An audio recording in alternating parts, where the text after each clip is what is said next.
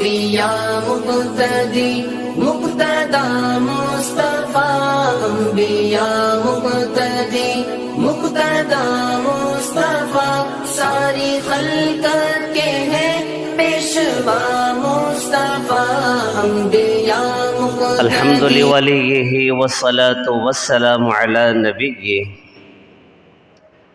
وعلى آلہ وأصحابہ اجمعین، اما بعد فاعوذ باللہ من الشیطان الرجیم، بسم اللہ الرحمن الرحیم۔ قد افلح المؤمنون الذین هم فی صلاتهم خاشعون، سبحان ربک رب العزة عما یصفون وسلام علی المرسلین والحمد للہ رب العالمین۔ یا رب صل وسلم دائما ابدا علی حبیبک خیر الخلق کلہم، هو الحبیب الذی ترجى شفاعته لكل هول من الاحوال مقتحم۔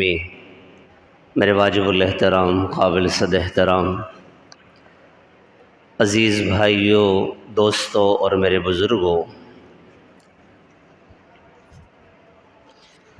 تمام عبادات جن کا حکم زمین پر آیا ہے، نماز ایسی عبادت ہے، ایسی محتم بشان عبادت ہے کہ اللہ جل شانہ نے جب اپنے پیارے محبوب میرے اور آپ کے پیغمبر سرور کونین ساقی کوثر شافع محشر عبداللہ کے در یتیم آمنہ کے لال حبیب کبریا احمد مجتبیٰ محمد مصطفیٰ صلی اللہ علیہ وسلم کو نماز کا تحفہ دینا چاہا تو زمین پر اس کا حکم نازل نہیں کیا، بلکہ اللہ نے اپنے محبوب صلی اللہ علیہ وسلم کو ساتوں آسمانوں سے اوپر بلایا، اپنے سامنے بٹھایا، اتنا قریب کہ فکان قاب قوسین او ادنی، اپنے سامنے بٹھا کر اللہ جل شانہ نے اس امت کے لیے اپنے محبوب صلی اللہ علیہ وسلم کو نماز کا تحفہ عطا فرمایا۔ نماز ایسی عبادت ہے کہ انسانوں پر خوشیاں آتی ہیں، اسے خوشیاں ملتی ہیں، یا انسان پر مصائب آتے ہیں، مصیبتیں اترتی ہیں، تو ان دونوں کی وجہ نماز ہے۔ وہ کیسے؟ جو حضرات نماز نہیں پڑھتے ان کی زندگیوں کے اندر سکون نہیں ہے، اس لیے کہ اللہ نے سکون اپنی یاد کے اندر رکھا ہے۔ جو نماز نہیں پڑھتا، اللہ کی یاد نہیں کرتا، تو اس کی زندگی کے اندر سکون نہیں ہے۔ اور جو بندہ نماز نہیں پڑھتا، نماز چھوڑنے کی وجہ سے قرضوں میں پھنسا ہوا ہے۔ جو بندہ نماز نہیں پڑھتا، نماز چھوڑنے کی وجہ سے طرح طرح کے مصائب اور آلام کا شکار ہے۔ نماز نہ پڑھنے کی وجہ سے انسان پر بڑی بڑی مصیبتیں اترتی ہیں۔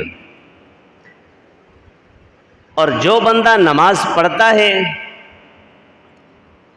تو اب یہ یا تو صحیح طریقے سے نماز پڑھتا ہے یا صحیح طریقے کے خلاف اپنے طریقے سے نماز پڑھتا ہے، سنت کے خلاف نماز پڑھتا ہے، تو اس کی نماز کی وجہ سے بھی اس پر مصیبت آتی ہے۔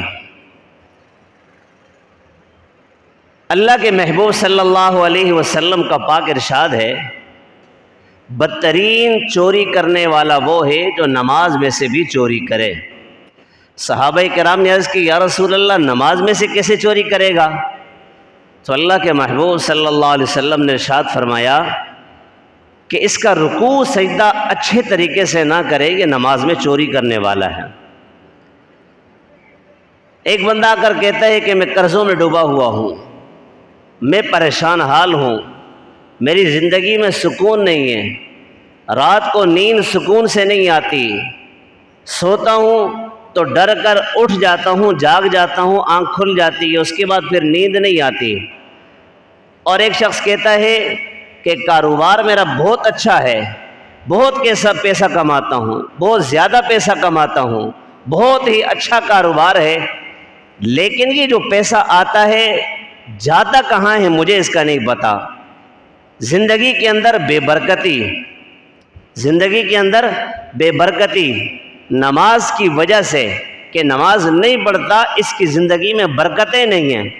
بے نمازی آدمی کے چہرے سے صلحاء کا نور ہٹا دیا جاتا ہے، بے نمازی آدمی کے دل کے اندر اللہ نے سکون نہیں رکھا، بے نمازی آدمی کہیں بھی جاتا ہے تو اللہ کے ہاں اس کی کوئی حیثیت نہیں ہے۔ تو بے نمازی پر اگر کوئی مصیبت آتی ہے تو وہ کسی سے گلے شکوے نہ کرے، وہ اپنے آپ سے گلا کرے۔ ایک ضعیف حدیث ہے کے اندر یہ احادیث چل جاتی ہے۔ اللہ کے محبوب صلی اللہ علیہ وسلم کے پاس ایک صحابی آئے، یا رسول اللہ میں بہت زیادہ پریشان ہوں، قرضوں میں ڈوب چکا ہوں، مشکلات ہی مشکلات ہیں، گھروں میں پریشانیوں نے ڈیرے ڈالے ہوئے ہیں، یا رسول اللہ کیا کروں؟ اللہ کے محبوب صلی اللہ علیہ وسلم نے ارشاد فرمایا کہ گھر کے باہر والے دروازے پر پردہ لٹکاؤ۔ وہ چلے گئے اور کچھ عرصے کے بعد واپس آئے تو بڑا خوشحال تھے، بہت خوش تھے۔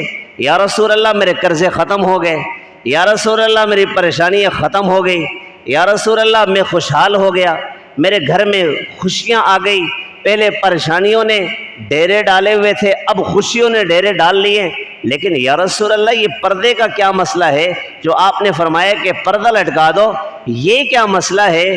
اللہ کے محبوب صلی اللہ علیہ وسلم نے ارشاد فرمایا کہ تمہارے گھر کے باہر سے دروازے کے سامنے سے ایک بے نمازی گزرتا تھا، اس کی نظر اندر پڑتی تھی، یہ ساری مصیبتیں اس کی وجہ سے ہیں۔ بے نمازی اندر نہیں آ رہا، بے نمازی باہر سے صرف گزر رہا ہے۔ جس گھر کے اندر بے نمازی ہو اس پر کتنی پریشانیاں ہوں گی۔ اگر کوئی شخص قرضوں میں ڈوب رہا ہے، قرضے ہیں، پریشانیاں ہیں، ان کا حل اللہ نے نماز کے اندر رکھا ہے۔ اللہ کے محبوب صلی اللہ علیہ وسلم کے متعلق آتا ہے اذا حزبہ امر فزع الی الصلاۃ، میرے اور آپ کے پیغمبر صلی اللہ علیہ وسلم کو جب بھی کوئی سخت امر پیش آتا تھا، اللہ کے محبوب فوراً نماز کی طرف متوجہ ہوتے تھے۔ تو نماز کی طرف متوجہ ہو جانا گویا اللہ کی رحمت کی طرف متوجہ ہو جانا ہے۔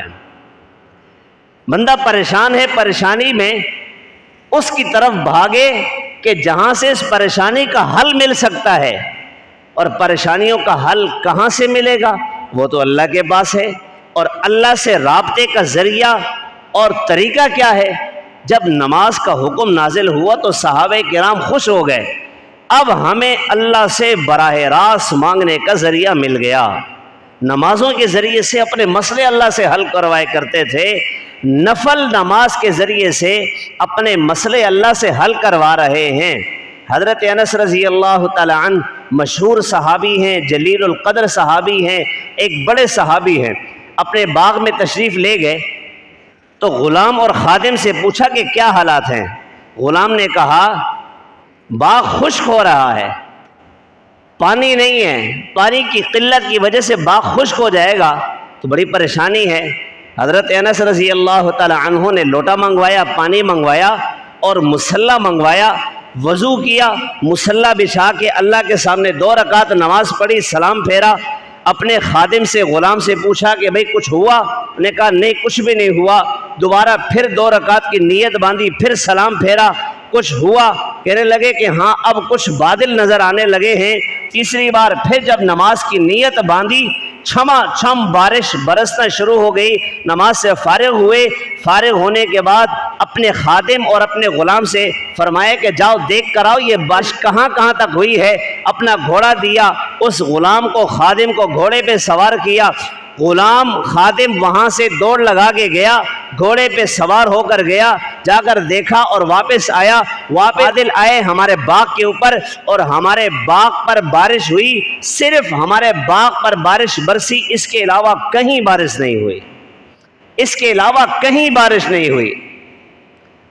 2 رکعت نماز نفل کی وجہ سے مسئلہ حل ہو رہا ہے۔ آپ یہ بتائیں کہ جب نفل نماز پہ مسئلے حل ہو رہے ہیں تو پھر فرض نماز اس کا مقام کتنا بڑا ہے۔